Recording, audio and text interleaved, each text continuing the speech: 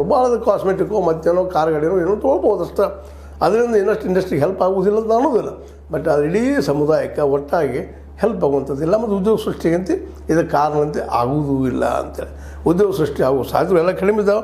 But ಏನಪ್ಪ ಅಂತಂದ್ರೆ ಇನ್ನೊಂದು ಮಾತು ನೋವಿಂದ ಏನಪ್ಪ ಅಂದರೆ ಕೆಲವು ಆ್ಯಂಕರ್ಗಳು ಮಾತಾಡಿ ನೋಡಿದಾಗ ಸ್ವಾಮಿನಾಥನ್ ಆಯೋಗದಿಂದ ಒಂದು ದೊಡ್ಡ ಸಮುದಾಯ ಮೇಲೆ ಇರ್ತದನ್ನು ಅವ್ರ ಬೆಂಬಲ ಇಲ್ಲ.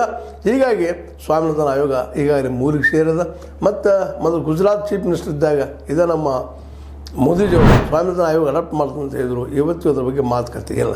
ಮತ್ತು ರೈತರ ಸಾಲ ಮನ್ನಾ ಬಗ್ಗೆ ಎಲ್ಲೂ ಚರ್ಚೆ ಆಗಿಲ್ಲ. MSP ನೋ ಚರ್ಚೆ, ನೋ ಡಿಸ್ಕಷನ್.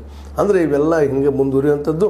ಮತ್ತು ಇನ್ನಷ್ಟು ಆರ್ಥಿಕ ವ್ಯವಸ್ಥೆ ಮತ್ತಷ್ಟು ಮೇಲಿಂದ ಕೆಳಗಿಂದ ಕೆಳಗೆ ಹೋಗುವಂಥ ಪರಿಸ್ಥಿತಿ ಬಂದದ. ಹೀಗಾಗಿ ಇಲ್ಲಿ ಇನ್ಫ್ಲೇಷನ್ ಆಗಿರ್ಬೋದು, ಮತ್ತೇನಾಗಿರ್ಬೋದು, ಡಾಲರ್ ಎದರ ರೂಪಾಯಿನ ಮೇಲೆ ಬರೋದು ಯಾವ ಇಂಡಸ್ಟ್ರಿಗಳು ಘೋಷಣೆ ಆಗಿಲ್ಲ. ಮತ್ತು ಅದೇ ಕಾಲಕ್ಕೆ PSUಗಳು ನಮಗೆ ಸ್ಥಾಪನೆ ಮಾಡ್ತಾ ಅಂತ ಅನ್ನುವಂಥದ್ದು ಇನ್ನೂ ಇಲ್ಲ. ಎಲ್ಲ ಪ್ರೈವೇಟ್ದವರಿಗೆ ಅವ್ರು ಮಾಡ್ತಾರೆ ಅನ್ನೋಂಥ ಭರವಸೆಯಿಂದ ಇದು ಸಹಿತ ಅದೇ ರೀತಿ ಬಜೆಟ್ ಹೋಗ್ಯದ. ಒಂದು ಸಮಾಧಾನ ಅಂದ್ರೆ ಮಿಡಲ್ ಕ್ಲಾಸ್ದ ಕೆಲವೊಂದು ಎಷ್ಟು ಟ್ಯಾಕ್ಸ್ ಕಟ್ತಾರೆ ತಿಂಗಳಿಗೆ 1 ಲಕ್ಷ ಅಂಥವ್ರಿಗೆ ಒಂದಿಷ್ಟು ಹೆಲ್ಪ್ ಆಗ್ಯದ. ಎಲ್ಲ ಅವ್ರು ಶೂನ್ಯಪ್ಪ ಅಂತೇಳಿ. ಬಟ್ ಉಳಿದಂತೆ 16ರಿಂದ 20 ಲಕ್ಷಗಳ ಸಾವಿರಿಗೆ 20%, 20ರಿಂದ 24 ಸಾವಿರಿಗೆ 25%, 24 ಲಕ್ಷ ಮೇಲ್ಪಟ್ಟವ್ರಿಗೆ 30% ಟ್ಯಾಕ್ಸ್ ಕೊಡುವಂಥದ್ದು ಮಾಡಿದ್ದಾರೆ. ಇದು ಆ ಜನಕ್ಕೆ ಸ್ವಲ್ಪ ಹೆಲ್ಪ್ ಆದರೂ ಸಹಿತ ಒಟ್ಟಾರೆಯಾಗಿ ಬಜೆಟ ಮತ್ತು ಹಿಂದಿನ ಬಜೆಟ್ ರಿಪೀಟ್ ಅದ. ಹೋದು ಯಾವ ಖಾತೆಗಳಿದ್ದಾವೆ ಆ ಖಾತೆಗೆ ಒಂದು ಸ್ವಲ್ಪ ದುಡ್ಡು ಹಾಕ್ಕೊಂತ ಹೋಗುವಂಥ ಒಂದು ಪದ್ಧತಿಯನ್ನು ಮಾಡ್ಕೊಂಡಿದ್ದಾರೆ.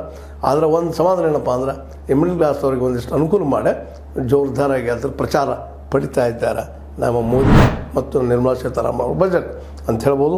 ಏನೂ ಆಗಲಿ ರೈತರಿಗೆ, ಆರೋಗ್ಯಕ್ಕೆ, ಬಡವರಿಗೆ ಇವ್ಯಾವುದೇ ಮತ್ತು MSP ಇವ್ಯಾವು ಕೊಟ್ಟಿಲ್ಲ, ಅವ್ರಿಗೆ ಹೆಲ್ಪ್ ಆಗೋ ಸಾಧ್ಯತೆಗಳಿಲ್ಲ.